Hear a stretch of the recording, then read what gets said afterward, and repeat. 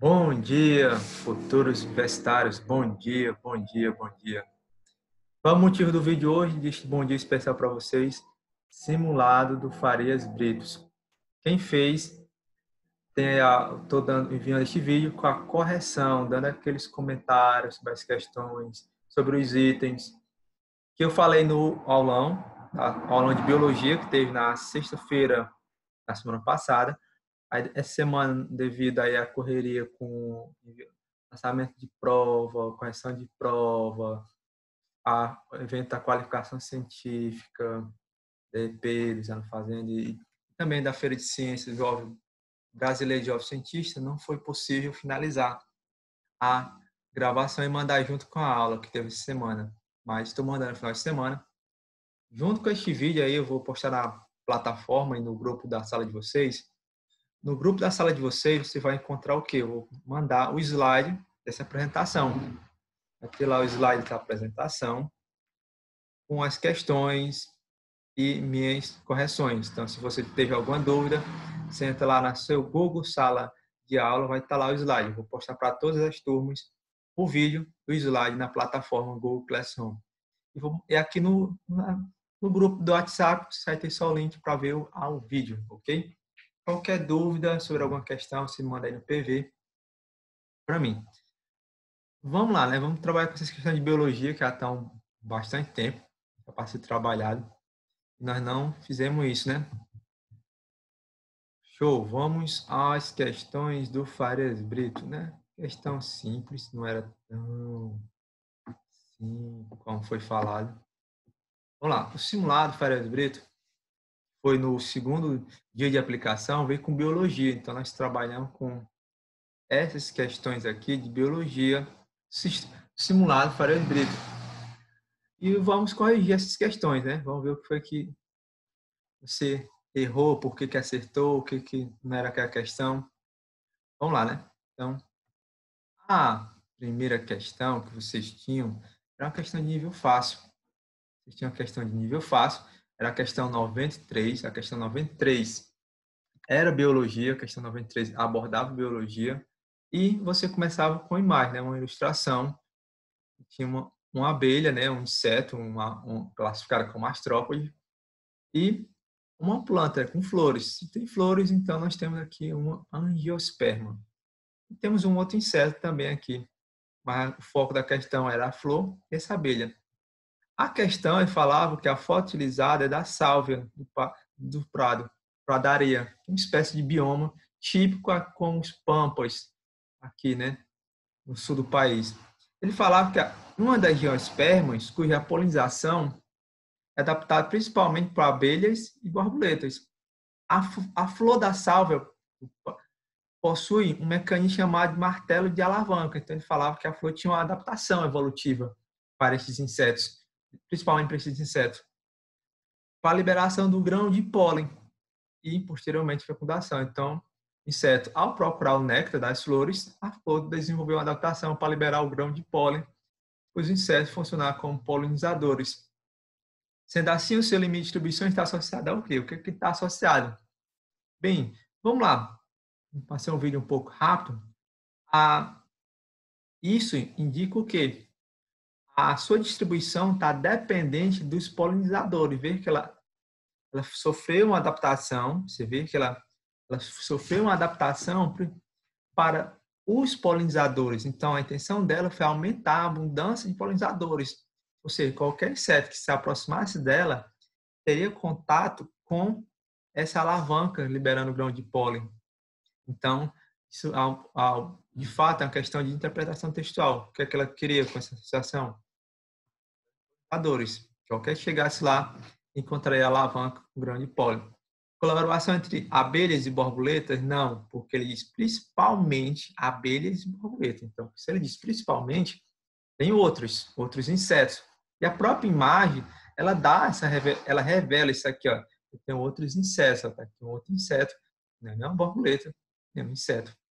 O formato de suas folhas? Não, ele fala claramente que a flor sofreu uma adaptação, não foi as folhas. O vento é o seu principal polinizador? Não, Não é o vento, são os insetos, seus principais polinizadores, é claro na questão. A competição entre abelhas e borboleta, não compete entre borboleta e abelha. Em momento nenhum eles falam que é uma competição pelas flores. Ele diz claramente que eles são os dois insetos principais nessa polinização, ok? Questão 93, o item A, ok? Questão de nível fácil, se cair isso no Enem. A questão 96 era outra de biologia. Essa questão 96 é nível médio, uma questão de nível médio. A anterior trabalhava com ecologia. Essa aqui, nível médio, a 96, trabalha com bioenergética. Trabalha com bioenergética, primeiro ano. Você teria que lembrar o processo de respiração celular. Também essa bioenergética é visto na aula de educação física. Quem aborda melhor esse processo aqui deveria ser o professor de educação física, porque ele trabalha com a questão de rendimento energético muscular. Então, a questão diz, a célula muscular esquelética é adaptada à produção de trabalho mecânico intenso e descontínuo, ou seja, porque nós vamos músculo esquelético é o que está ligado ao músculo, é ao músculo ligado ao osso, é o que você consegue controlar. A energia pode ser mobilizada com facilidade em ATP e fosfocreatina. Ambos são compostos ricos em energia, ligação de fosfato. Ele diz que claramente ele dá uma ideia. O ATP, que é o nosso conhecemos, trifosfato-adenosina, e o fosfocreatina são dois compostos ricos em energia e com ligações de fosfato armazenado. A respeito da fosfocreatina, no trabalho muscular, ela atua como? Se você olhar, o que ela vai atuar? Ou seja, ela vai atuar transferindo fosfato às moléculas de ADP, restaurando o ATP na contração muscular, porque o ATP é a principal molécula energética. Quando tiver ATP, o organismo trabalha com ATP. Se não tiver ATP, eu vou utilizar a fosfocreatina, vou utilizar a fermentação lática, vou quebrar ADP, vou quebrar AMP, vou quebrar ácido nucleico, proteína, mas enquanto tiver ATP, eu vou continuar com ATP, ok? Mas aí, se você olhar na ativação da cadeia transportadora de elétrons, não é isso. Quem ativa a cadeia transportadora de elétrons, que é a última fase, é a presença dos íons de hidrogênio, que vem lá do ciclo de Clapeyron, e do oxigênio, nada desses dois moléculas. Aumentando a síntese de ATP no citoplasma e ao estimular a glicólise? Não. Você vê que não é no citoplasma. Toda a reação está acontecendo aqui dentro da mitocôndria, que está presente nas células musculares. Diretamente a contração muscular promovendo o encurtamento dos sarcômeros? Não. Esse encurtamento do sarcômero, que é uma estrutura do músculo, é devido à quetina e miosina, que está ligada à concentração de íons de sal, que vai fazer essa contração muscular. Nada a ver. Regenerando a fibra muscular esquelética após o trabalho intenso? Não, isso aí não é. Isso aí é o trabalho de proteínas, principalmente enzimas, que vão entrar nesse processo de reação química regenerando. O que você deve ficar atento é que o composto é rico em ligações de fosfato. Ou seja, e se você olhar a fosfocreatina, qual é a função dela? Está bem aqui, ó. A fosfocreatina tem um fosfato. Após o ciclo que vai acontecer na mitocôndria, ele é quebrado. Você vê que ele perde fosfato aqui, ó. Tá vendo que está perdendo fosfato? E para enriquecer fosfato, ele vai vir entrar para formar o quê? ATP, ó. Tá vendo? Restaurando o ATP que foi utilizado como energia. Tá? Então, tá aqui o ADP, ele vai ser restaurado. Então, é uma questão de interpretação da imagem. Item D, nível médio. Trabalhava com bioenergética, controle de primeiro ano, também envolvia um pouco de educação física. Questão 3 é terceiro ano, é mutação. Você vê a mutação genética que favorece o aparecimento do câncer de mama. Foi descoberto por pesquisadores, Fiocruz. 2 genes estão comprovadamente relacionados ao câncer. Veja que os 2 genes, o BRCA1 no cromossomo 13, e o BRCA2 no cromossomo 17, assim foram batizados. Ambos são supressores de multiplicação celular, que a gente falar. E para o câncer de mama aparecem 2 cópias destes genes. Então a gente fala que para ter o câncer tem que ter as 2 cópias do gene, tem que estar disposto, ok?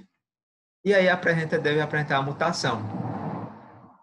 Aí ele diz os fatores, mesmo que a mulher nasce com apenas 2 alelos alterados, é corrigido desenvolver porque eles poderão ser modificados e gerar 2 cópias. Só tipo, teria que ter os 4, 2 no cromossomo 3, 13, 2 no 17. Se tiver só 2, eu posso modificar as cópias. Aí quer saber, a mutação que possibilita o câncer de mama é caracterizada por ser uma herança o quê? Veja que a questão é de nível fácil. É uma questão de herança autossômica. Por que é autossômica? Lembrando, nós temos 2 tipos de cromossomos. Nós temos cromossomos autossomos e sexuais. Quem são os sexuais? O par 23, o último par. Fora o par 23, os demais, do par 1 até o 22º, são autossômicos, são cromossomos. E ele diz claramente, é o cromossomo 17, 13 e 17. Então, as células humanas contêm 2 cópias. Então, isso quer dizer, ou seja, é autossômico. Ele diz claramente, né? Ressalta que é cromossomo autossômico. Não é ligado ao sexo, ok? Mitocondrial, não.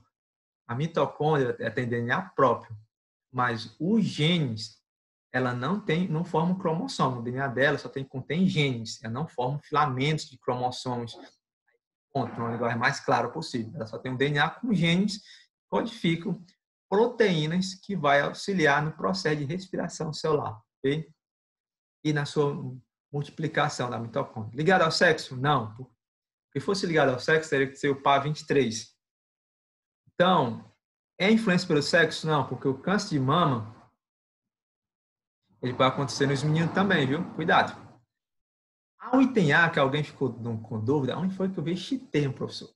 Essa holândrica. Se item A holândrica, eu não sei o que seria. Isso aí é ligado ao cromossomo Y. Isso é uma herança genética que só acontece com os meninos. Então, quando eu refiro este termo aí do item A, holândrica, é ligado ao cromossomo Y. E ele diz claramente que o Y é o par 23. Não é 13 nem o 17. Então, descartaria.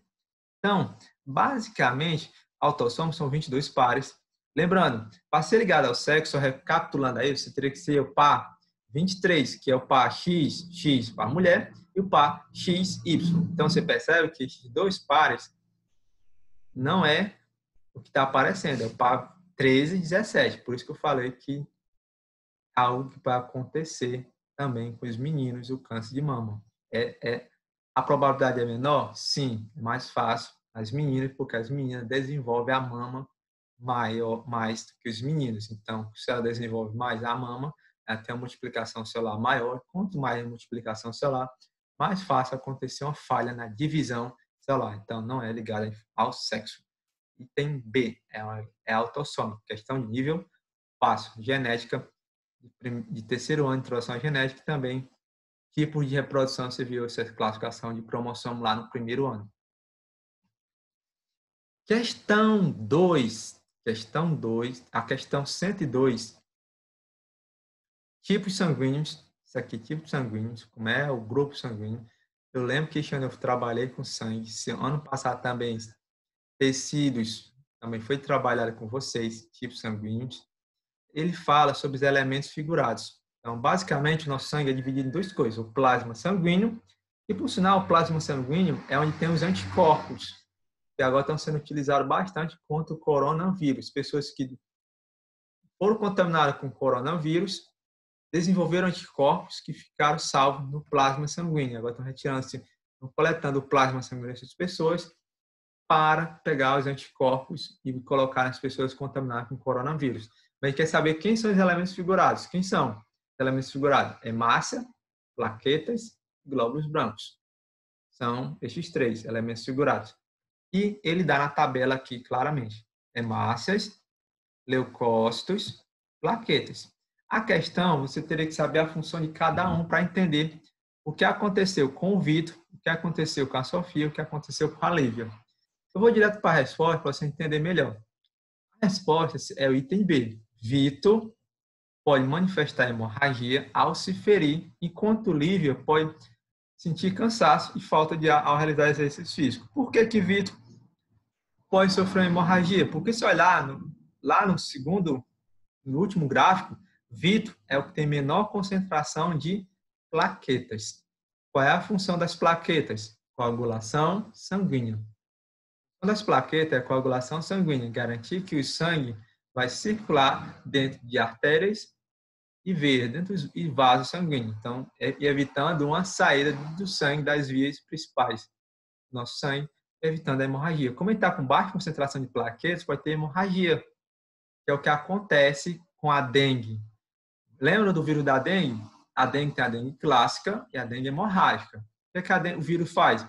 O vírus vai atacar as plaquetas, reduzindo a quantidade de plaquetas. Se eu reduzir muito a quantidade de plaquetas da pessoa com dengue, eu tenho dengue hemorrágica. Por isso, quando faz o exame de sangue para confirmar a dengue, a primeira coisa que o médico vai olhar é a quantidade de plaquetas, como aparece em uma situação de um vírus.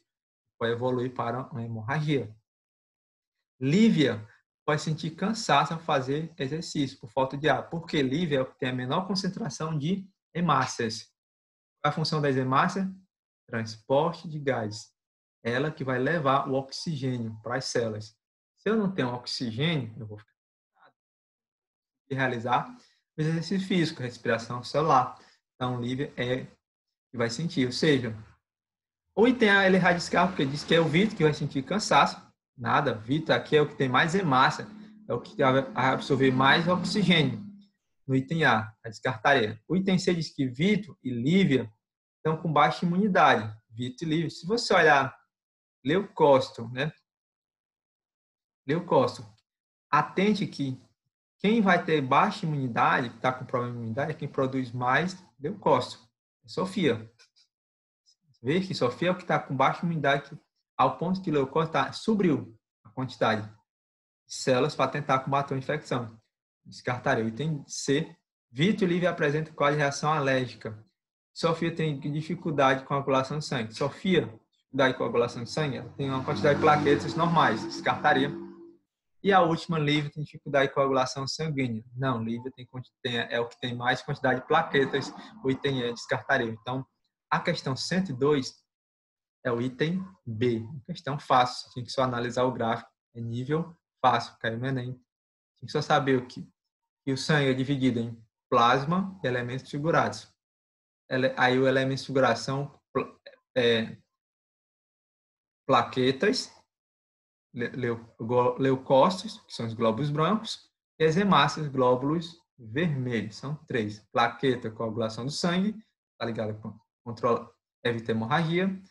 As hemácias, glóbulos vermelhos, troca gasosa, então está ligada a exercício físico, ao cansaço e tudo mais. E leucócito, defesa, células de defesa. Então, se eu tiver uma alta taxa de leucócito, indica que eu estou com infecção, preciso controlar ela. Ok?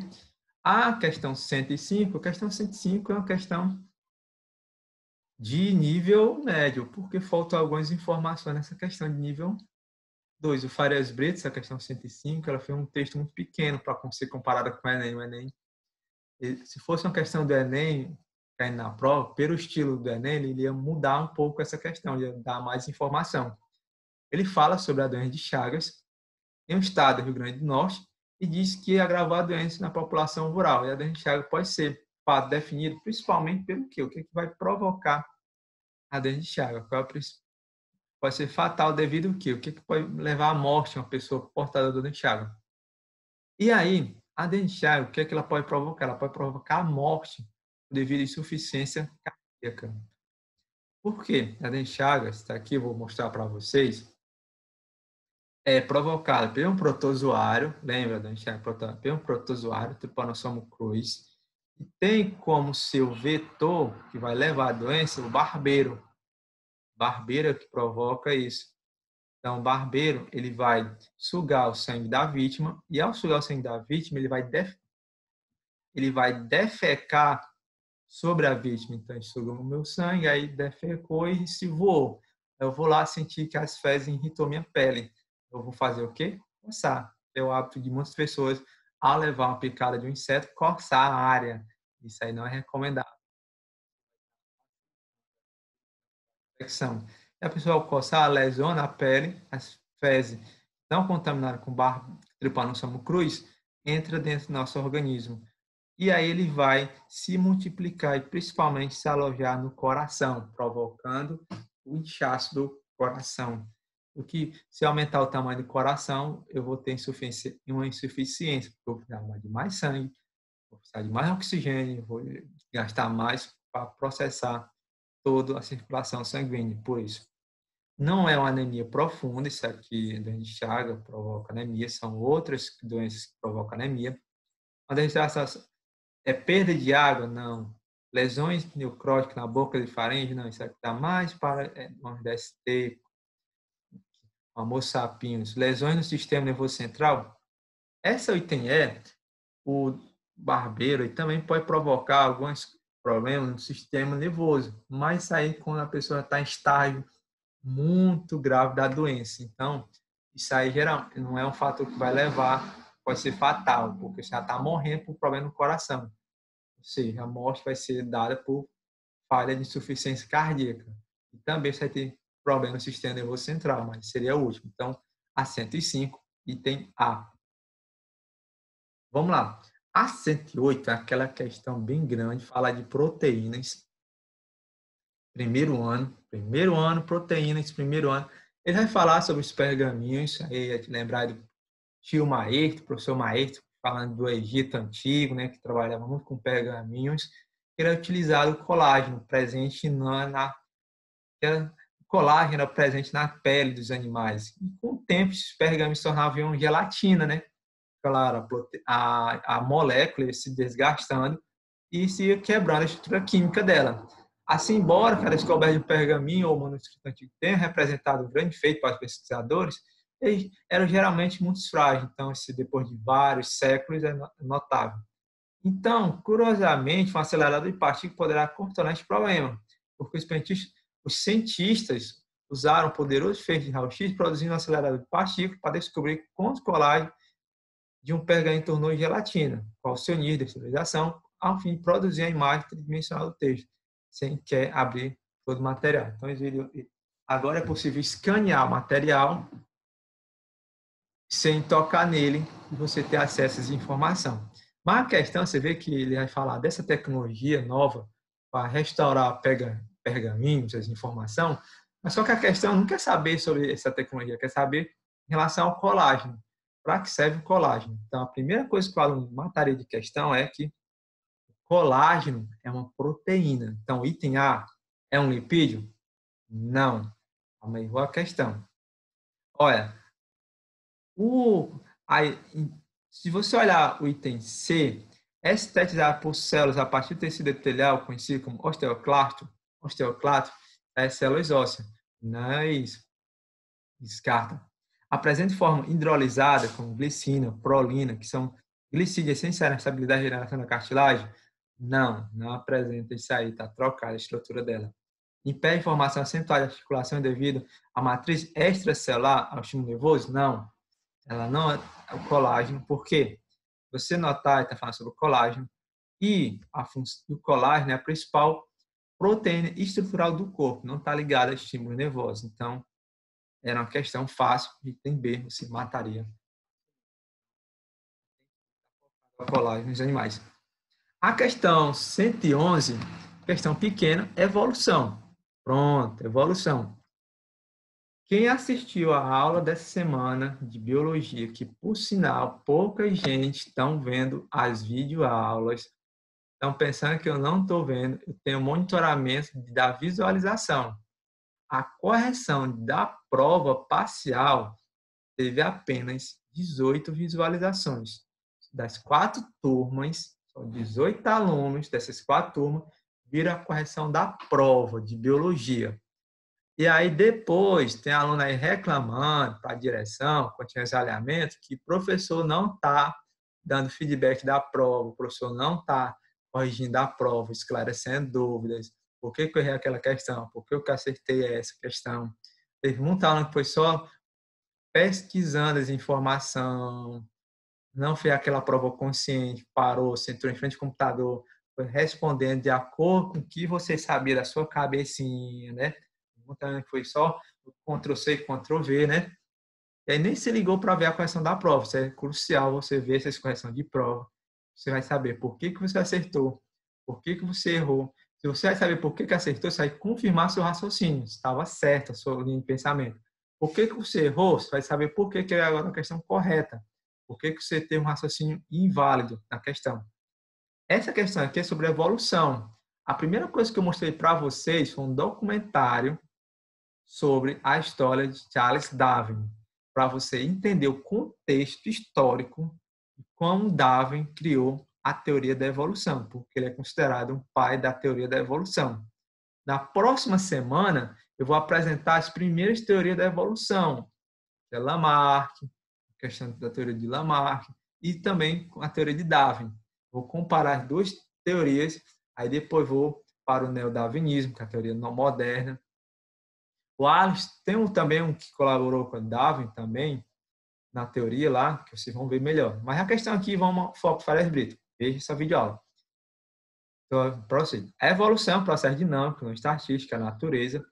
Então, há um processo envolvido com padrões gerados a ela. Pode-se compreender que a evolução é baseada na sobrevivência do mais apto. Veja, ele quer saber o mais apto. Quem assistiu o documentário entendeu que Charles Darwin defendia o quê? Que a seleção natural é um processo evolutivo em que os caracteres hereditários favoráveis tornam-se comuns e os caracteres desfavoráveis tornam-se menos frequentes em gerações sucessivas de uma população que se reproduz aleatoriamente.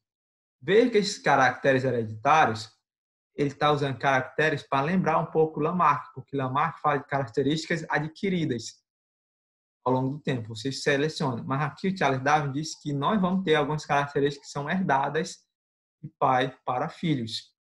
Só que ele não sabe explicar como era esse processo que entra a genética em ação, que nós aprendemos agora no início do ano, né? E, de fato, os melhores adaptados é os que possuem essas características genéticas. Então, ele quer saber por que os indivíduos mais altos se multiplicam. Não é devido à mutação, porque está falando de evolução da sobrevivência do mais adaptado. Muitas vezes a mutação não provoca isso, muitas vezes a mutação vai eliminar a espécie, porque desenvolve uma nova característica não favorável, então a mutação de nucleotídeo, material genético. O isolamento reprodutivo, não, isso aí é formação de especiação, e não é da espécie mais apta. A seleção natural é um processo em que os caracteres adquiridos favoráveis são distribuídos entre os novos gerados por mutações. Veja que o item está em gerações sucessivas. Não é um processo de geração, é aleatório. Vai acontecer e aí o cruzamento entre esses indivíduos vai gerar essa característica. O item não se enquadra na questão. Lembrando que a ação da seleção natural, para até você ter um textozinho, botei, consiste em selecionar os indivíduos mais adaptados a determinadas condições ecológicas. Deixa mais claro essa processo de adaptação de Darwin. Eliminando aqueles desvantagens para a mesma condição. A expressão mais adaptada se refere ao quê?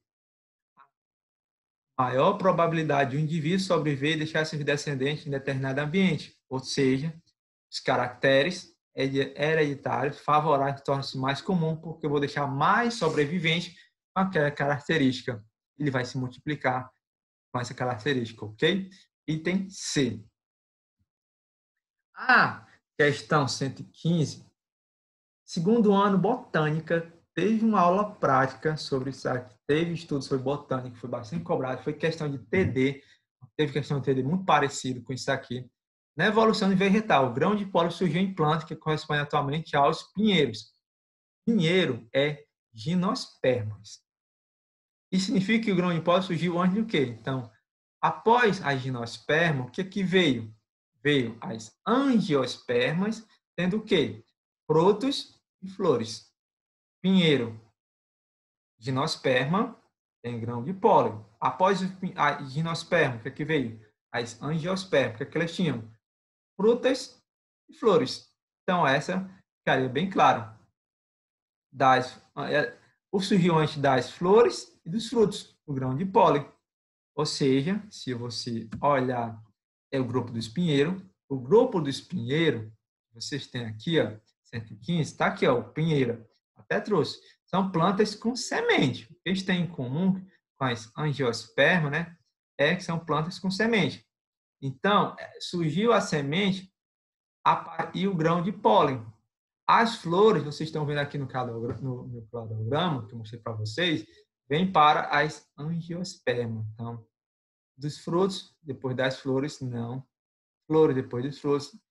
Das sementes, antes das sementes, não. Grão de pólen veio junto com a semente, não foi antes. Antes da semente, antes dos flores, não. Então, é uma questão de nível fácil, a 115, ok?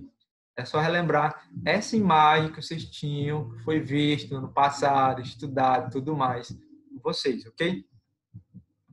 A questão 118, acho que foi o que deu mais dor de cabeça para vocês, de fato.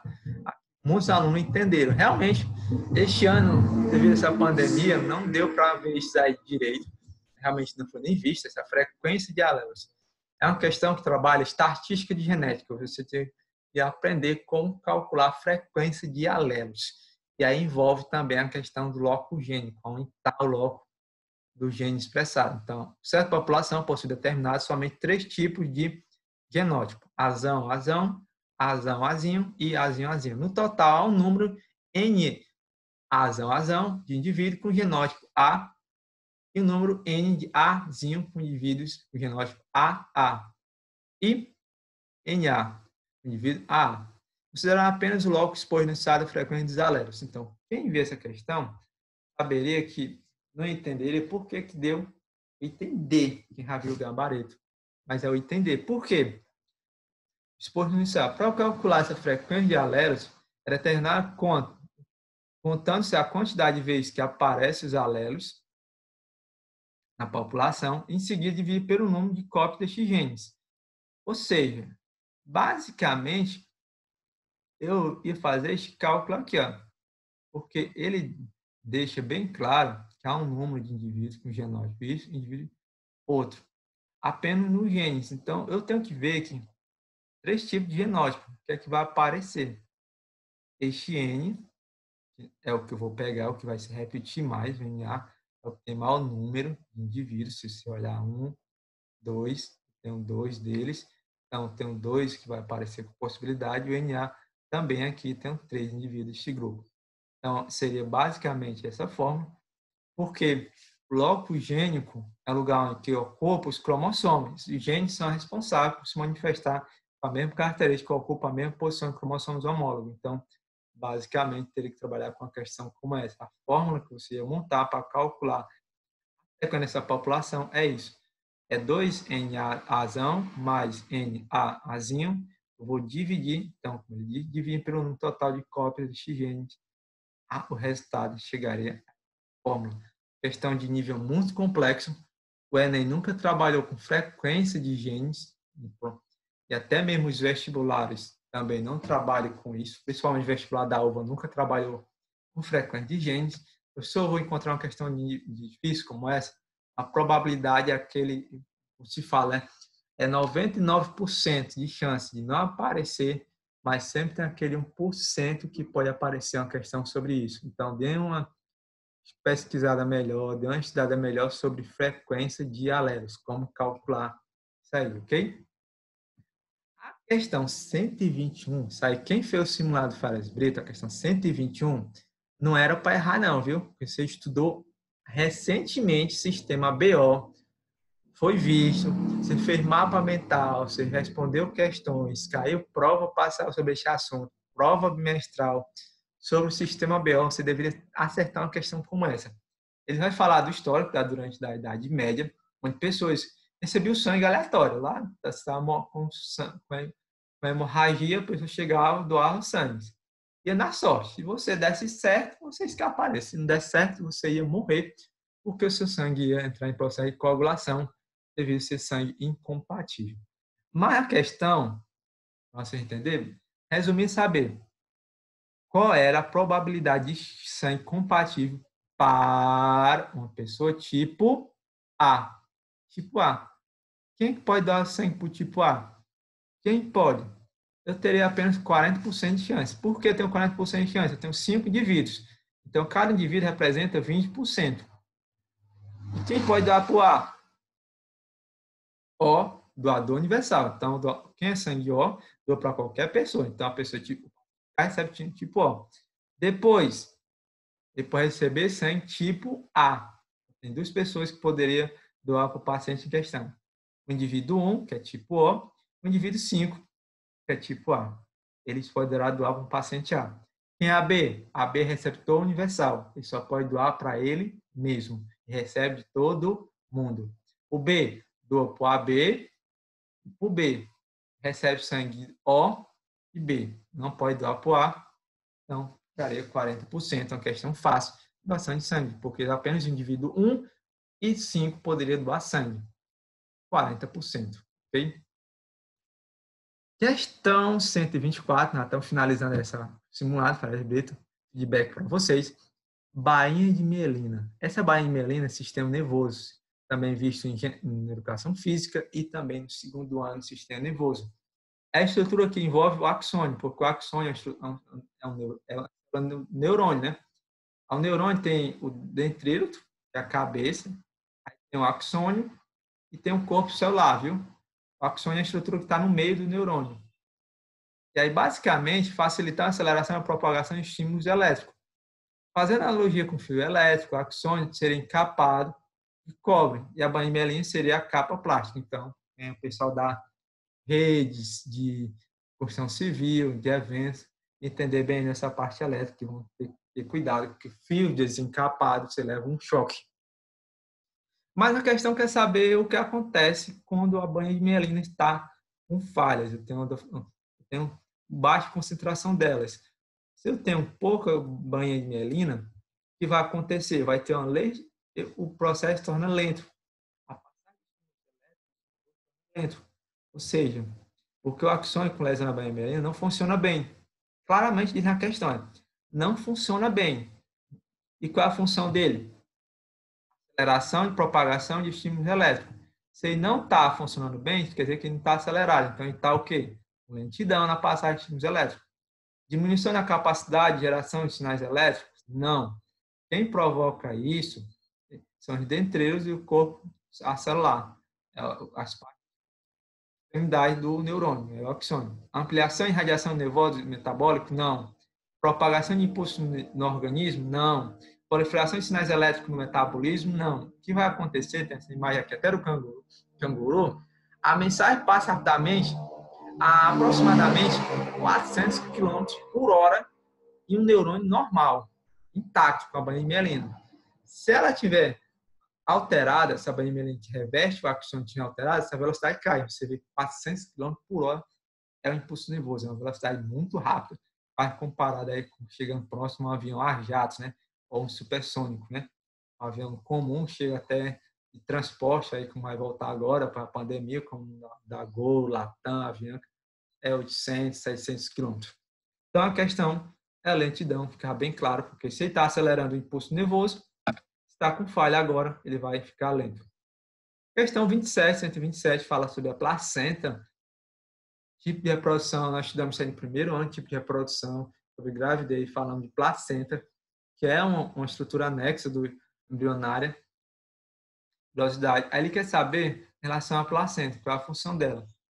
A placenta, o que vai acontecer? Ela faz o intercâmbio contínuo de substância entre a mãe e o filho. Logo, produz a excreção como ureia, os carbonos passa da mãe para o feto? Não, é o contrário, é do filho para o feto.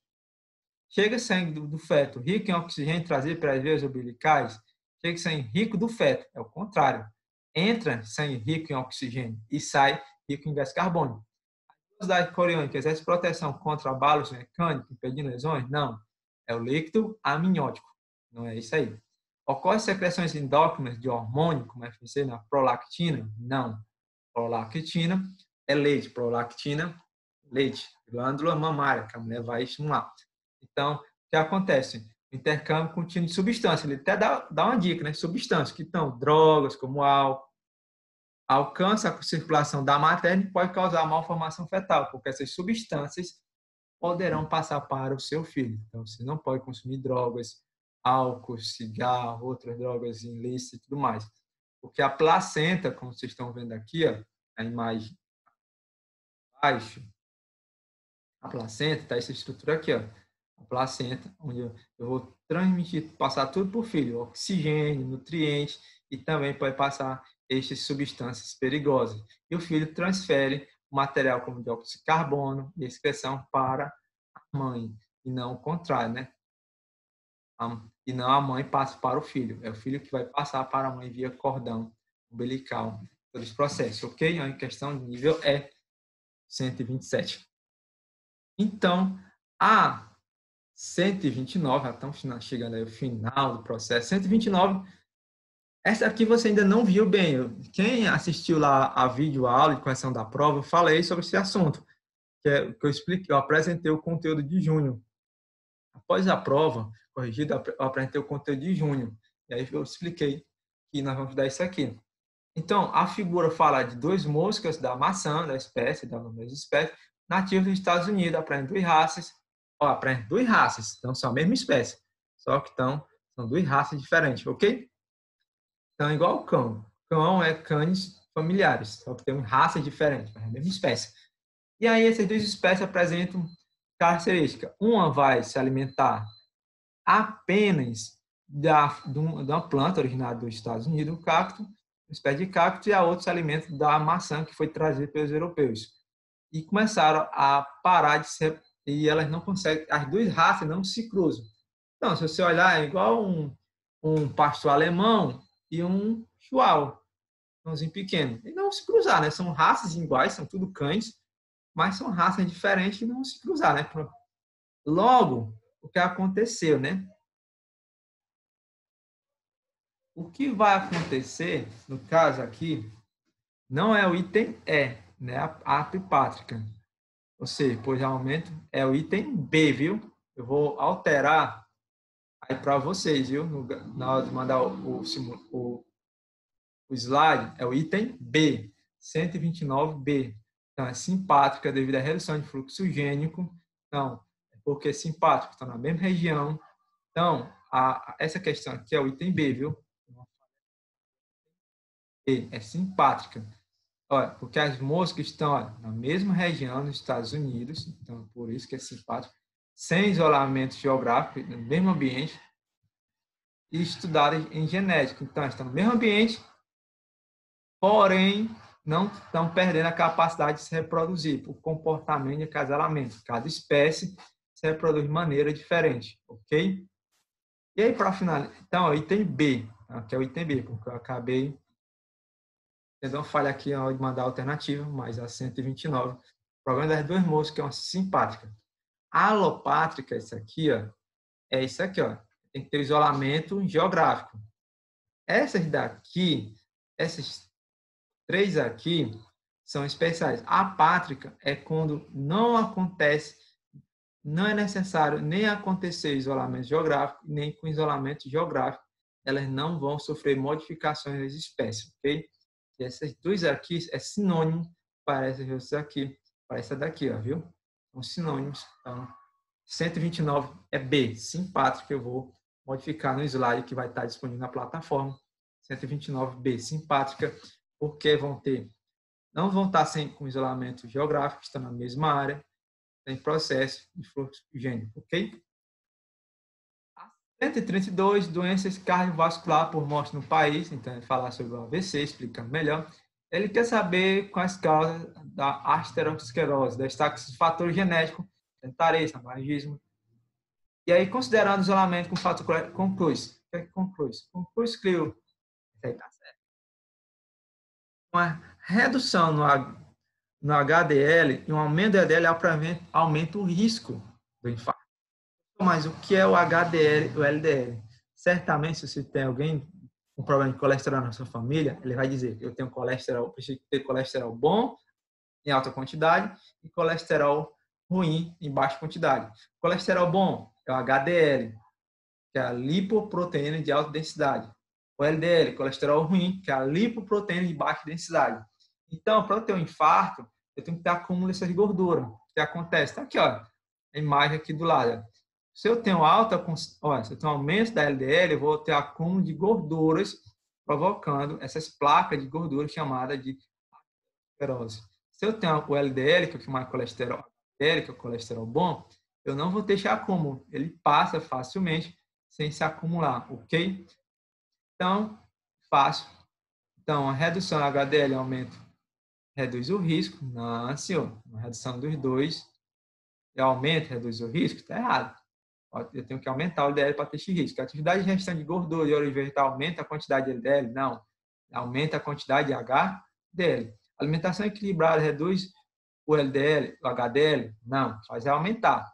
A proporção entre HDL não tem relação direta com a alimentação? Sim, com certeza. 132. 133, então, essa aqui seria fácil, muito fácil. 133, o que é que nós temos? Temos jardim sensorial, né? E aí, essa questão, aula prática que você viu. Você viu uma aula prática, coletar aquelas flores, sementes, tudo mais, no passado? Quem viu fez aquela atividade prática, matou essa questão. Porque ele, no deficiente visual, encontrou 3 vegetais. Um folhilo de uma pteridófita, uma folha de uma monocotiledônia e uma flor de dicotiledônia. Avaliando através do resultado das partes, identificou aprende quê? Você notar, folhíolos, que são a folha de uma samambaia, por exemplo, abaixo dela tem uns pontinhos pretos. Esses pontinhos pretos são chamados de soros. Estão presentes na samambaia e vão produzir esporos. A monocotiledônia apresenta levouras paralelas, a bainha.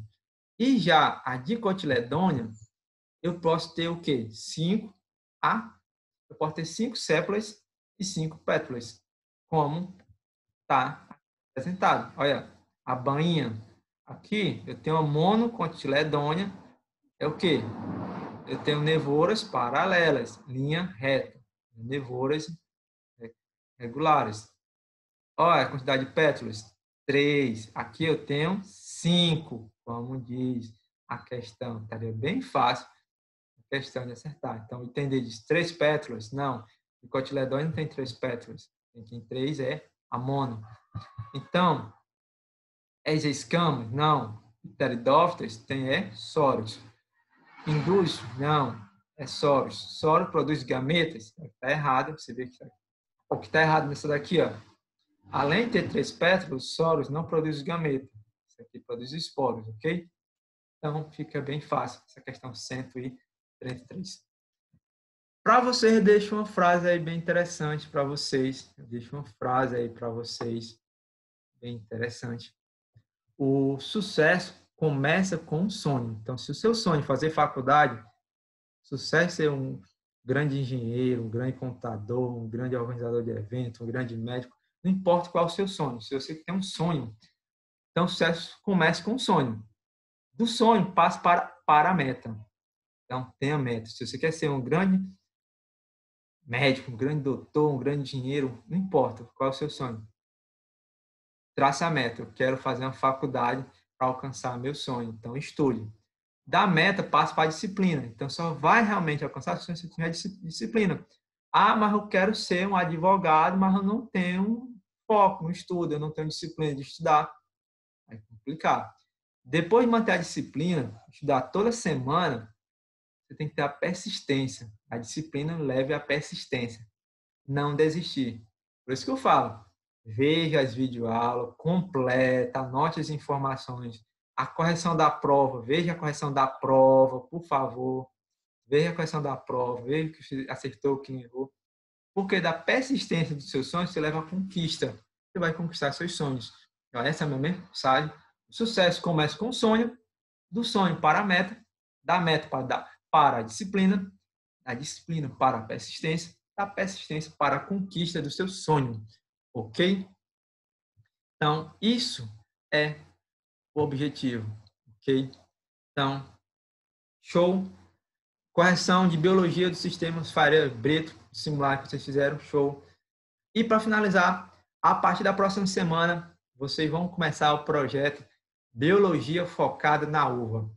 Toda semana, tiver aula de biologia, você vai ver que vai aparecer 2 atividades para vocês. A atividade de evolução, a aula sobre evolução, obrigatória para todos os alunos, quer dizer, com nota qualitativa, também vai gerar o assunto da prova bimestral sobre evolução. Então, estude essa aula, é obrigatório fazer a atividade.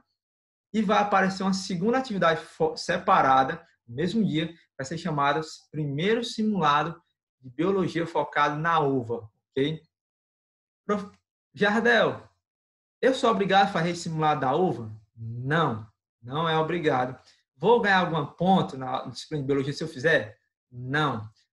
O objetivo é testar seu conhecimento, aprimorar para você aprender as questões da uva, se acostumar com o estilo da uva. Detalhe, quem for fazer o simulado da uva, o que é que eu peço? Faça a prova consciente. Nada de pesquisar a resposta, nada de pesquisar. Você vai abrir seu caderno, vai anotar o gabarito no seu caderno. Você vai lá, primeira questão, o item A, segunda questão, item B. Eu não vou disponibilizar a resposta certa, ok? Não vou disponibilizar a resposta certa, também não vou disponibilizar os valores que você acertou e nem sua nota.